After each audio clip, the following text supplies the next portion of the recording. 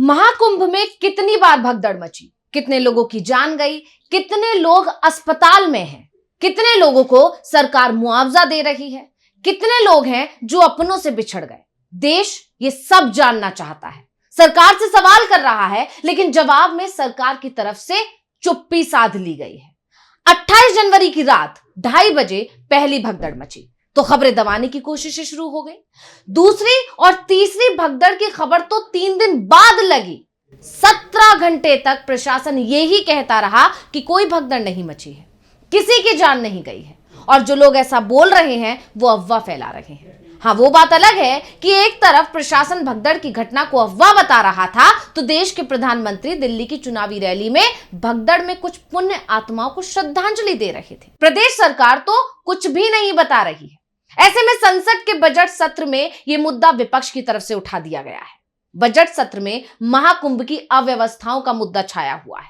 अब इस बात से ही अंदाजा लगाया जा सकता है कि यह कितना गंभीर मुद्दा है, लेकिन सरकार इस गंभीरता को समझ नहीं रही है। यह आरोप विपक्ष अब सरकार पर लगा रहा है।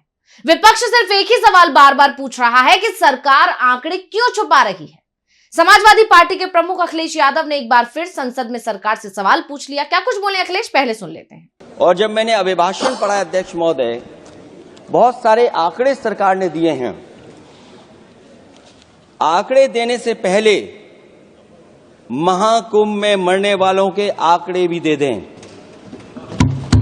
महाकुंभ की व्यवस्था के बारे में स्पष्टीकरण देने के लिए मेरी मांग है अध्यक्ष महोदय, सर्वदलीय बैठक बुलाई जानी चाहिए।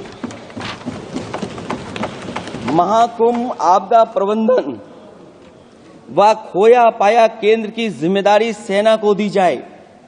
महाकुंभ हादसे के शिकार लोगों की मृत्यु, घायलों का इलाज, दवाइयों, डॉक्टर, भोजन पानी, परिवहन की उपलब्धता का आंकड़ा संसद में पेश किया जाए।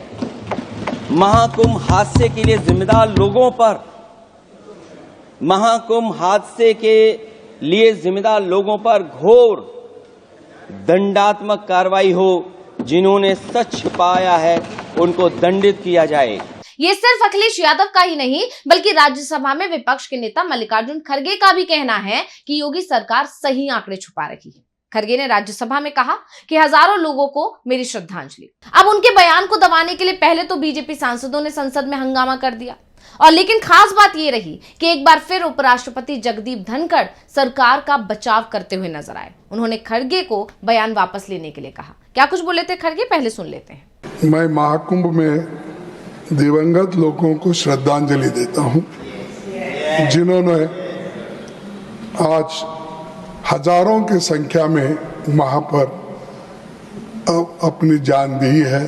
सर ठीक है, मैं थाउजेंड्स बोला, इसीलिए मैं इस अंदाज से नहीं बोला किसी को ब्लेम करने के लिए, लेकिन वहां हुआ कितना, कितने लोग मरे, कम से कम वो इंफॉर्मेशन दे दो। यानी विपक्ष तो लगातार दावा कर रहा है कि असलियत वो नहीं है जो योगी सरकार बता रही है, बल्कि असलियत इससे कहीं ज्यादा दर्दनाक है। यानी सरकार झूठ बोल रही है। ऐसे में सवाल ये उठ रहा है कि आखिर विपक्ष किस आधार पर यह दावे कर रहा है। क्या सरकार आंकड़े छुपा रही है? आखिर क्या है सच्चाई, और क्यों सरकार पर्दा डालने की कोशिश कर रही है? इन्हीं सवालों की पड़ताल हम अपनी स्पेशल रिपोर्ट में करने की करेंगे कोशिश। नमस्कार, मैं हूं अंशिता। 5 फरवरी को पीएम मोदी महाकुंभ में जाने वाले हैं और इसके लिए अब सब तैयारियों में जुट गए हैं। एक बार फिर वीआईपी पर फोकस किया जाएगा। यानी बीजेपी की तरफ से ये तस्वीर पेश करने की कोशिश की जा रही है कि जैसा बताया जा रहा है वैसा कुछ भी नहीं है। यहां पर सब कुछ ठीक है और इसीलिए तो पीएम मोदी भी आ रहे हैं। यहां जबरदस्त सुरक्षा व्यवस्था है, यहां पर बदइंतजामी नहीं है, वगैरह वगैरह जो भी आरोप लगाए जा रहे हैं। यानी वो सभी लोग झूठ बोल रहे हैं जिन्होंने इस भगदड़ में अपनों को खो दिया। वो तमाम तस्वीरें झूठ बोल रही हैं जो भगदड़ के बाद वहां से सामने आई हैं। लेकिन सरकार उन तमाम रिपोर्ट्स पर लगातार पर्दा डालने की कोशिश कर रही है। यहां तक कि भगदड़ वाले दिन तो प्रशासन ये मानने तक को राजी नहीं था कि भगदड़ भी हुई। खुद एसएचओ ने कहा था कि ये सिर्फ एक अफवाह है, ऐसी कोई घटना यहां नहीं हुई है। लेकिन पीएम मोदी से लेकर अमित शाह और खुद राष्ट्रपति के ट्वीट और बयानों ने योगी सरकार के इस झूठ की पोल खोल कर रख दी। पीएम मोदी ने दिल्ली में एक रैली के दौरान पुण्यात्माओं को श्रद्धांजलि, तो अमित शाह ने भी ऐसा ही ट्वीट कर दिया। हालांकि बीजेपी के दिग्गज ये तो मान रहे हैं कि हादसा हुआ है, लेकिन आंकड़े वो भी नहीं बता रहे। उनके इन ट्वीट से, उनके बयानों से ये साफ जाहिर है कि आंकड़े छुपाने की कोशिश की जा रही है और इसी को लेकर विपक्ष हमलावर है। यहां तक कि सपा सांसद जया बच्चन का बयान आया कि महाकुंभ भगदड़ के बाद जिन लोगों की जान गई है उनको तो नदी में फेंक दिया गया है। तो ये जो रिपोर्ट्स आ रही हैं, खबरें आ रही हैं, जिस तरह की तस्वीरें आ रही हैं, उन सबको देखकर ये तो स्पष्ट है कि महाकुंभ में भगदड़ के बाद उत्तर प्रदेश सरकार की तरफ से जारी किया गया जो आंकड़ा है वो भ्रामक है। भगदड़ के करीब 15 घंटे बाद राज्य सरकार ने बताया था कि 28 जनवरी की देर रात संगम नोज इलाके में भगदड़ जब हुई तो उसमें 30 लोगों की जान चली गई और 60 लोग घायल हुए। ये सरकार को तब बताना पड़ा जब विभिन्न मीडिया रिपोर्ट्स आई, यहां तक कि पीएम मोदी ने भी ये मान लिया कि कुछ लोगों की जान चली गई है, अमित शाह ने भी मान लिया, राष्ट्रपति ने भी मान लिया, लेकिन योगी सरकार लगातार ये मानने की राजी नहीं थी। और जब उस पर दबाव बना, रिपोर्ट्स इस तरह की आ गई, तो कहीं ना कहीं सरकार को ये आंकड़ा जारी करना पड़ा। लेकिन अभी भी इस पर संदेह बना हुआ है।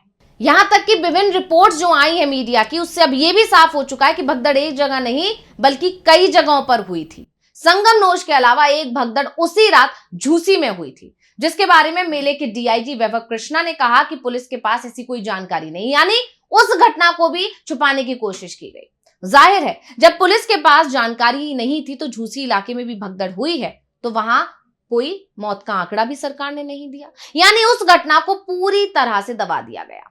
लेकिन झूसी इलाकों को लेकर कुछ जानकारियां सामने आ रही हैं, कुछ रिपोर्ट सामने आई हैं, कुछ लोगों से बातचीत हुई तो ये सामने आया कि उस भगदड़ में भी करीब 24 लोगों की जान गई है। तो इस तरह से अगर सरकारी आंकड़े पर अगर जाया जाए तो 54 लोगों की जान चली जाती है, लेकिन आंकड़ा तो इससे कहीं ज्यादा है। हजारों लोगों के जान जाने की बात हो रही है, जो मल्लिकार्जुन खड़गे ने संसद में कहा। तो सवालों का सिलसिला यहां खत्म नहीं होता। कई सवाल अब भी ऐसे हैं जिनके जवाब नहीं मिल रहे हैं। 2500 से ज्यादा सीसीटीवी कैमरे और चप्पे चप्पे पर सुरक्षा कर्मियों का दावा करने वाले प्रशासन भगदड़ रोकने में असफल कैसे हुआ? झूसी इलाके के भगदड़ की जानकारी प्रशासन को क्यों नहीं दी, या तो थी तो छुपाई क्यों गई? अगर भगदड़ की जानकारी नहीं थी तो भगदड़ स्थल पर चारों ओर बिखरे पड़े कपड़ों, चप्पलों और जो दूसरी चीजें हैं उनको बड़े ट्रकों में किसके आदेश पर हटवाया जा रहा था? क्या छुपाने की कोशिश की जा रही थी? वहां मौजूद लोगों का यह कहना है कि सरकार जो आंकड़े दे रही है उससे कई गुना ज्यादा लोगों की जान गई है। बड़ी संख्या में लोग अब भी अपने परिजनों को खोज रहे हैं।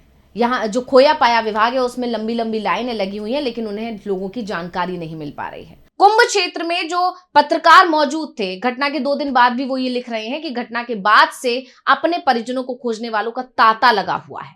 भगदड़ की छोटी मोटी घटनाएं रोज हो रही हैं जिन्हें रिपोर्ट ही नहीं किया जा रहा है। महाकुंभ के दौरान जो हादसा हुआ उससे हुए कई दिन हो चुके हैं, लेकिन शहर में अभी भी अफरा तफरी का माहौल है। पिछले कई दिनों से तमाम लोगों के घरों पर अखबार और दूध नहीं आया है। 2 फरवरी को बसंत पंचमी के चलते जो श्रद्धालु मौनी अमावस्या पर आए थे, उनमें से बड़ी संख्या में लोग स्नान के लिए शहर में रुके हुए हैं, लेकिन उनके ठहरने, रहने, खाने का कोई पुख्ता इंतजाम नहीं है। और इसी के कारण न सिर्फ उन्हें बल्कि शहरवासियों को भी भारी दिक्कतों का सामना करना पड़ रहा है। और सरकार का दावा है कि बहुत अच्छे इंतजाम है। यहां तक कि जो भगदड़ हुई इतनी बड़ी जिसमें कई लोगों की जान चली गई, उस दिन भी सरकार यही दावा कर रही थी कि सब कुछ ठीक है। और उसके कुछ देर बाद ही स्नान, जो शाही स्नान होना था, उसे शुरू किया गया, पुष्प वर्षा की गई, कई वीडियो सामने आए थे। यानी ये दिखाने की कोशिश की गई कि सब कुछ ठीक है। बल्कि असलियत यह है कि मेले में अभी भी कई लोगों के परिजन लापता हैं। लोग भूखे प्यासे बदहवास उन्हें ढूंढ रहे हैं। कोई सुचारू व्यवस्था नहीं है। लोगों को यह भी नहीं सूझ रहा है कि वो क्या करें, कहां जाएं, किससे मिले, किससे अपनी व्यथा सुनाएं। कई घायलों और मृतकों के परिजनों का आरोप है कि उन्हें एम्बुलेंस का चार्ज वसूला जा रहा है, जबकि ऐसा नहीं होना चाहिए। इस बीच भारतीय रेलवे ने भी आंकड़े जारी किए हैं कि 29 जनवरी को मौनी अमावस्या के दिन 26,652 टिकट निरस्त हुए। इससे एक दिन पहले 28 जनवरी को 19,516 आरक्षित टिकट निरस्त हुए, यानी 2 दिन में 46,168 टिकट निरस्त हुए। इसके लिए रेलवे ने 2 दिन में टिकट रद्द होने से 4,07,00,000 रुपए रिफंड किए हैं। अब तमाम मीडिया रिपोर्ट्स की भी बात कर लेते हैं, जिसमें लगातार दावा किया जा रहा है कि वहां स्थितियां बहुत खराब है। तो द वायर में छपी एक रिपोर्ट में लिखा गया है कि कुंभ मेले में अनगिनत होर्डिंग्स लगी हुई हैं, बैनर लगे हुए हैं जिसमें मुख्यमंत्री और प्रधानमंत्री की तस्वीर लगी है, जिसके साथ लिखा है कि इस कुंभ का ब्रह्म वाक्य सनातन गर्व महाकुंभ पर्व दर्ज है। अब ये जो पंक्ति है वो मेले की बदइंतजामी को छुपाना चाहती है। द वायर आगे लिखता है कि जिस पर मेन स्ट्रीम मीडिया नहीं बोल रही है। मौनी अमावस्या से महज 3-4 दिन पहले मेला क्षेत्र के सेक्टर 7-8 में अस्थायी सड़कें नहीं बनी थी। मीडिया वाले प्रशासन के व्हाट्सएप ग्रुप पर तो समस्याओं की बात कह रहे हैं, वहां कह भी रहे थे, और लेकिन बड़ी स्क्रीन पर कह रहे थे कि ऑल इज वेल, यानी बड़ी स्क्रीन पर वो झूठ बोल रहे हैं। इस तरह वो लोगों को मौनी अमावस्या स्नान में रिकॉर्ड संख्या में भागीदार बनने के लिए उकसा रहे थे। वो उन्हें घर से निकलकर मेले में आने के लिए उकसा रहे थे।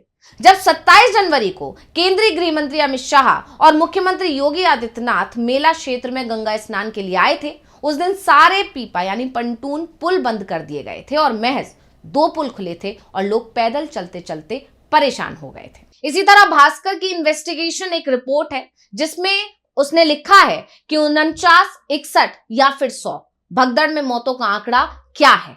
भगदड़ में एक नहीं बल्कि 3 जगह भगदड़ हुई। जीटी रोड पर भी 5 लोगों की जान गई। इसी तरह टीवी9 भारतवर्ष लिखता है महाकुंभ में हजारों मौतें हुई या सिर्फ 30। एक सवाल छोड़ा है टीवी9 भारतवर्ष ने। संख्या पर संसद में बवाल है, आखिर क्या है सही आंकड़ा। इसी तरह जागरण भी दावा करता है अपनी एक रिपोर्ट में कि महाकुंभ में 2 और जगहों पर भगदड़ मची थी, यानी कुल 3 जगहों पर भगदड़ हुई है। बालिका समेत 7 महिलाओं की दबकर इसमें जान चली गई थी।